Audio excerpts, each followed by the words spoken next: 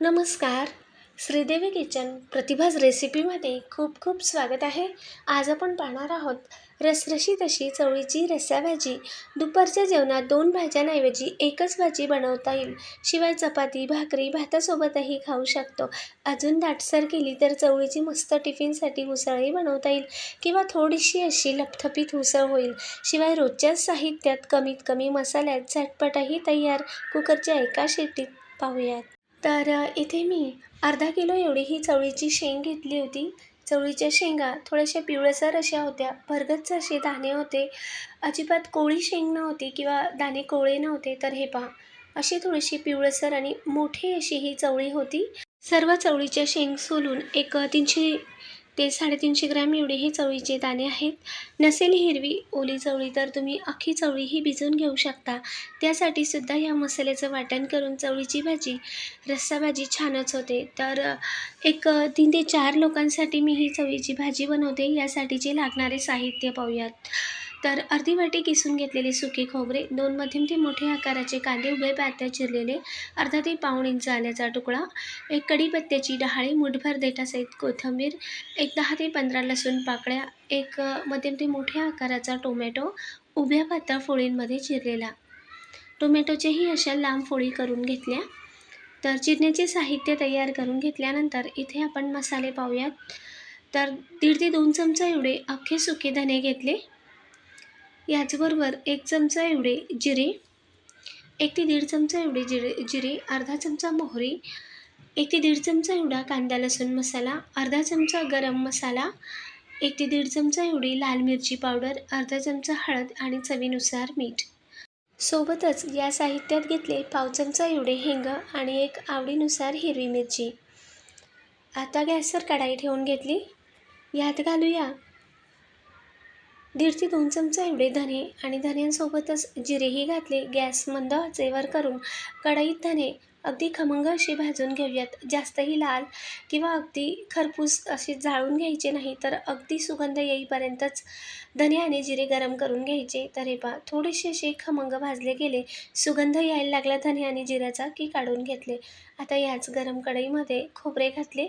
खोबऱ्यात तेल न घालता, खोबऱ्यात आधीच तेल असते म्हणून तेल न घालता मी असेच खोबरंसुद्धा भाजून घेतले तांबूस रंगावर आणि काढून घेतले. याच कढईत आता कांदा घातला. कांदाही अगदी तांबूस रंगावर किंवा असा रंग बदलेपर्यंत भाजून घेऊयात. कांद्यात मात्र मी पोहे खाण्याचे 1 चमचा एवढे तेल घातले आणि हे पहा, कांद्याचाही आता रंग बदलत आला. थोडासा कांदाही मऊ झाला. अजून एखाद मिनटं भाजल्यानंतर कांदा आपण काढून घेऊयात. हे पहा, कांदासुद्धा अगदी रंग बदलेपर्यंत भाजून घेतला, काढून घेतला. यात आता या गरम कढईत धुवून घेतलेली, पाणी निथळून घेतलेली चवळी घालूयात आणि यावर थोडंसं तेल घालून चवळी अगदी एखाद मिनटं या गरम कढईत भाजून घेऊयात. म्हणजे चवळी शिजायलाही लवकर शिजते आणि तेवढीच आतपर्यंत मसालेही मुरतात आणि चवळी खायलाही छान लागते. कुकरमध्ये नसेल करत तर टोपातसुद्धा अशी थोडीशी भाजून घेतलेली चवळी पटकन शिजते. अगदी हिरवट कोवळी चवळी असेल तर नाही भाजली तरी काही हरकत नाही, पण ही चवळी मोठी आहे. याचं जे बीज आहे म्हणजे चवळीचा दाणा आहे तोही थोडासा पिवळसर आणि पांढरट आहे, म्हणून मी थोडेसे तेलातून भाजून काढून घेतले. हे पहा, खोबरे धने असे तांबूस रंगावर भाजून घेतले, सुके खोबरे आणि धनेसुद्धा मस्त खमंग होईपर्यंत भाजून काढून घेतले होते. कोरडे मसाले मी एका ताटातच काढले, सुके खोबरे, धने, जिरे आणि कांदा असा एका वेगळ्या प्लेटमध्ये. आता मिक्सरच्या भांड्यात दळताना आधी आपण सुके मसाले घालूयात. कोरडे मसाले, धने, जिरे आणि तांबूस रंगावर किसून घेतलेले सुके खोबरे याचं आधी वाटण करून घेतलं. एकदा मिक्सरला एक गरका देऊन फिरवून घेतला. हे पहा, म्हणजे एकसारखे मसाल्याचं वाटण तयार होतं. आणि त्यानंतर आता यात घालूया भाजून घेतलेला कांदा. कांदाही मी जास्त काळा केला नाही, थोडासा तांबूस रंगावर रंग बदलेपर्यंत लालसर असा भाजून काढून घेतला. कांद्यासोबतच घालूया लसूण पाकळ्या आणि अर्धा ते पाऊण इंच आल्याचेही मी असे 2 ते 3 तुकड्यांमध्ये करून घेतले. यासोबतच जो आपण एक मध्यम ते मोठा आकाराचा टोमॅटो घेतला होता, त्यातील अर्धा टोमॅटो, अर्ध्यापेक्षा थोडासा जास्त टोमॅटो वाटणात घातला आणि 3-4 फोडी काढून ठेवल्यात आणि मुठभर वरून कोथिंबीर घातली. आता पाणी घालून इथे वाटण तयार करून घेतलं. बारीक असं वाटण आपलं तयार आहे. टोमॅटोच्या फोडी वरून घातल्या की अजूनच मस्त अशी ही चवीची भाजी लागते, म्हणून मी 2 ते 3 टोमॅटोच्या फोडी काढून ठेवल्यात. आता गॅसवर कुकर ठेवून घेतला. मोठा अर्धा चमचा एवढे तेल घातले किंवा तुम्ही तुमच्या आवश्यकतेनुसार तेलाचं प्रमाण कमी अधिक करू शकता. तेल गरम झाल्यानंतर यात मोहरी घातली. मोहरी चांगली फुटल्यानंतर पाव चमचा एवढे हिंग घातले आणि त्यानंतर घातले वाटण. वाटण चांगले मस्त परतवून घेऊयात. गॅस मध्यम ते मोठ्या आचेवर करून वाटणाचा रंग बदलेपर्यंत परतवून घेऊयात. ओली हिरवी चवळी नसेल किंवा अशी भरगच्च दाणे भरलेली चवळी नसेल तर तुम्ही अख्खी सुकी चवळी ही रात्रभर पाण्यात भिजवून त्याचीसुद्धा याच पद्धतीने रस्सा भाजी किंवा अशी लपथपीत ग्रेव्ही सकट चवळीची उसळ किंवा भाजी बनवू शकता. खूप छान अशी ही भाजी लागते. एकदा करून पहा या पद्धतीने. तर हे पहा, वाटणाचं प्रमाण आता कमी होत आलं आणि कडेने तेलही सुटायला लागलं. तेव्हा यात कढीपत्त्याची पानं घालूयात आणि सोबतच घालूया एक हिरवी मिरची. इथे मी एक हिरवी मिरची घेतली आहे, म्हणजे अजूनच मस्त अशी चव लागते. नसेल आवडत नाही घातली तरीही चालेल, पण एकदा करून पहा. त्यानंतर पावडर मसाले घालूयात.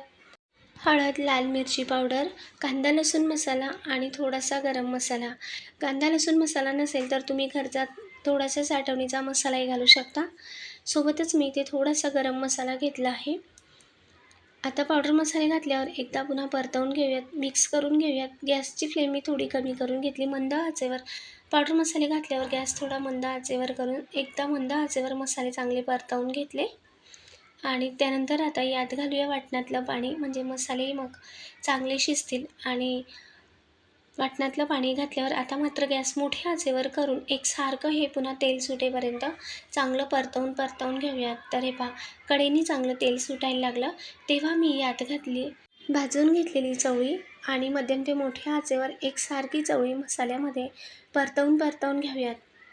कढीपत्त्याची पानं सुरुवातीला न घालता मी वाटणासोबतच घातली, म्हणजे कढीपत्ताही जास्त करपणार नाही आणि तेलही मग उडत नाही, म्हणून वाटणासोबतच घालून एकसारखी परतवून घेतलं. म्हणजे कढीपत्ताही चवळीसोबत जसा शिजत जातो तसा खूप छान असा सुगंध येतो. यात मी आत्ताच चवीनुसार मीठ घातले, वरून अजून थोडीशी कोथिंबीर घातली आणि सगळं हे आता मिक्स करून घेऊयात. चवीनुसार मीठ मी आताच घातलं, म्हणजे चवळीतही चांगलं मीठ मुरेल. आणि 2 ते 3 मिनटं चांगलं परतवल्यानंतर आता यात पाणी घालून एकदा मिक्स करून घेऊयात. 1.5 ते 2 ग्लास एवढं मी इथे गरम पाणी घातलं. एकदा सर्व तळापासून ढवळून घेऊयात. तर एवढी अशी मी इथे ही पातळ रस्सा भाजी ठेवली आहे. हे पहा, तुम्हाला अगदीच ग्रेव्ही हवी असेल दाटसर अशी तर थोडंसं पाणी कमी करून घेऊ शकता. गरम पाणी घातल्यानंतर एकदा तळापासून ढवळल्यावर वरून आता टोमॅटोच्या फोडी घालूयात आणि थोडीशी चिरलेली कोथिंबीर. मीठ कमी वाटत असेल तर तुम्ही आता चवीनुसार मीठही घालू शकता. एकदा सर्व भाजी मिक्स केल्यानंतर आता गॅस मोठ्या आचेवर करून एकदा पुन्हा उकळी आणूयात आणि खळखळ अशी उकळी केल्यानंतर गॅस पुन्हा मध्यम आचेवर करायचा आणि मध्यम आचेवर करून आता कुकरचं झाकण बंद करूयात. नवशिक्यांसाठी एक छोटीशी टीप, झाकण बंद करून मगच शिटी लावायची, याने कुकरही लवकर खराब होत नाही. शिटी लावून कुकरची मी एक शिटी मध्यम आचेवर करून घेतली आणि त्यानंतर मनानेच वाफ जिरू दिली. आपण चवळी आधी भाजूनही घेतली होती, शिवाय ओली चवळी आहे, पटकनही शिजते. तुम्ही जर अख्खी सुकी चवळी भिजवलेली करत असाल तर 2 ते 3 शिट्या करून घेऊ शकता. तर हे पहा, मनाने कुकरची वाफ जिरली. मस्त अशी चमचमीत तर्रीदार आपली चवळीची रसरशीत रस्सा भाजी तयार आहे. दुपारच्या जेवणासाठी किंवा भात, चपाती, भाकरीसोबतही खाऊ शकता. चुरून खाण्यासाठी ही चवळीचा रस्सा मस्त लागतो. अगदीच पातळ नाही, दाटसर अशी ही रस्सा भाजी आहे, घट्टसर. शिवाय कशासोबतही खाऊ शकतो. आवडली असेल तर लाईक, शेअर, सबस्क्राईब नक्की करा. कमेंटद्वारेही सांगा. नवीन रेसिपीसोबत पुढच्या भागात पुन्हा भेटूया. धन्यवाद.